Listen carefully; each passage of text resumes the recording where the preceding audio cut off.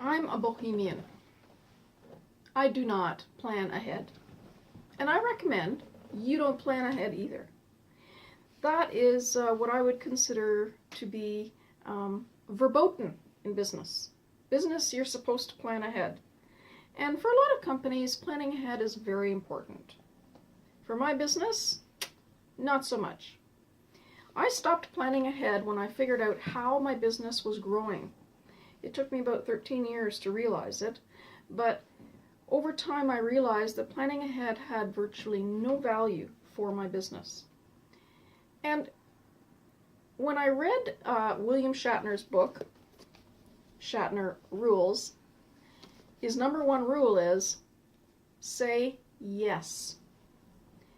He talks about after Star Trek, he planned to obliterate this typecast of being a Captain Kirk, the captain of the Starship Enterprise. He wanted to get rid of that role. He felt it was somewhat beneath him. He'd moved on. He wanted to get more challenging experiences. And at the time when it finished broadcasting, I think after 3 seasons, he of course had no idea what was waiting for him around the corner, because he thought this was just past, gone. But he kept saying yes to opportunities. Opportunities like TJ, I forget the name of that show. He was a cop. And he said yes to somebody wanting to record an album of his. I think Transformer Man was the name of it. He was asked to do commercials. He was asked to do comedy. And then when somebody came to him and offered him a role on Boston Legal, his plan was, I don't really want to do that. I don't want to be tied down to a show. I have to go there every week or every day. And 2 or 3 Emmys later, Shatner's observations, and he's pretty old, so I'll take his advice any day. He says, take what comes to you. Say yes. See everything as an opportunity. You never know. Now that's what I mean when I say stop planning ahead. When you plan ahead, it does the same thing as goals do. It tends to interfere with your experience of what's happening right now and all the opportunities that are right beside you. Stop planning ahead and start responding. Now, I'm just going to tell you some stories about my own business, planning ahead. So my plan when I first started to go out on my own as a consultant was to work in the IT field, particularly software, and write user guides. Now, I had no idea, but that was just not in the plan for me. Something else was planning this for me. As I said, my first gig was to write a mission statement for a feminist organization. My second gig was to write a guide for a women's shelter. My third gig was to write a guide for the disabled women's organization called Disabled Women's Network of Ontario. And from there, I have done so many things that are related to my talents and skills. And I've done so many things that are not really down my supposed career path. So, in slow times, when I didn't have a contract, a professional contract as a consultant, I would look around for other work that I could get. Temp work. Has anybody here had temp work? Has anybody here done things on the side that have nothing to do with their career path? And my recommendation is, if you haven't, go for it. You go through slow times, somebody has a gig for you that, you might consider below you, go for it. Say yes. Do what Shatner does, because this is how Shatner became so successful. He said yes. I've done ghostwriting for books. I've done advertising and copywriting for websites. I've done user guides for IT firms, and it was horribly boring. And as a temp worker, I used to work in downtown Toronto in my slow times, and I would take on secretarial jobs. Well, guess what happened? The companies who hired me as a secretary for 4 days or 2 weeks or 1 month or 2 months ended up hiring me as a communications consultant because I did such good work. I sniffed around, I looked around to see what the opportunities were. I made good friendships with the people I worked with. They were very impressed with me. That's what saying yes is all about. That's what responding is all about. Now, what this brings to your life is variety. It also brings that into your work, but most important, and we will get to this in the next video, responding to opportunities brings you into contact with people who could be absolutely critical to the next step in your business and to success. Now, let me just divert for a second and talk about success. What is success? Success is not something that happens down the road after you've worked really, really hard at it. Success is right now. Success is what's happening right now.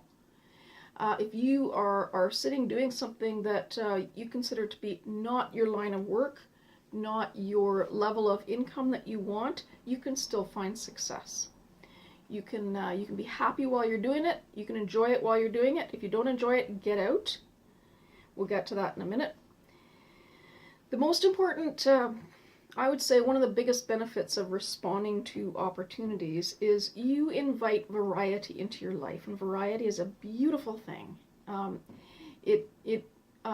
Opportunities that it brings into your life, opportunities that you could never think of, you could never imagine until they happen to you. Brings people into your life the same way. Robert Service, the author of Ballads of a Bohemian, yes, this is my book. Here's what he says about responding instead of planning, and all about variety and higgledy-piggledy and hodgepodge life. Such is the life of Bohemia. Up and down, fast and feast, its very uncertainty is its charm. Higgledy-piggledy, hodgepodge. That's the Bohemian business life. So you're responding to circumstances, responding to invitations, and responding to people. Planning, that can take a second seat. Your plans can go all over the place. Life happens when you're making other plans. That's just the way it works. I'm going to give you 7, actually probably 8 ways to respond and to make the most of your responses. If you get an invitation to do something, and it's something that you can do, that you're able to do, make it quick. Respond quickly. Respond right away. Don't wait. Don't sit around and, wonder and, maybe if I'm too quick, I'll look too eager. No. People who invite you to do things, they like it when you respond quickly. Otherwise, you look kind of like a sluggard. Like if you're not really interested, then they might not be interested in you. Now, this is only if you want to do it. If you don't want to do it, don't respond. Or you can respond and say, man, I like that. Thank you very much for that invitation. I won't be able to do it, but keep me in mind. I really appreciate it. Quick. Keep your response quick. Number 2, say thank you. Be grateful and show your gratitude. It doesn't matter if you just say thank you. Thank you very much for that invitation. I really appreciate you thinking about me. Number 3, when you respond, be open. It might be that the invitation doesn't really correspond with something that you are able to do or willing to do. But maybe it's not all the information is there for you when you first receive that invite. Be open to what might be in it for you. Look for anything that might be in it for you and be open.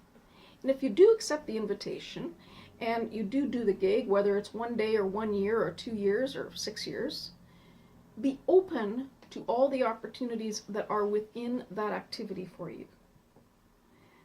Number 4, do your best. Do your absolute best at whatever it is. If it's in your line of work or if it's not in your line of work, if you're talented at it, if you're gifted at it, if you're skilled at it, do your best. Number 5, watch. Watch what happens. Look around you. Observe what's going on around you. Who's doing what, how they're doing it. You know, if you've got an opportunity to go into the lunchroom and be with people you've never met, see what they talk about. Listen. Find out what's going on around you. And again, stay open. Opportunities will arise. Number 6, find out what you like and what you don't like. So, after you've accepted an invitation to work for somebody or do something, you might find out you don't like it. In fact, you can't stand it. It could be the work you can't stand. It could be the people you can't stand. If so, get out. Quit.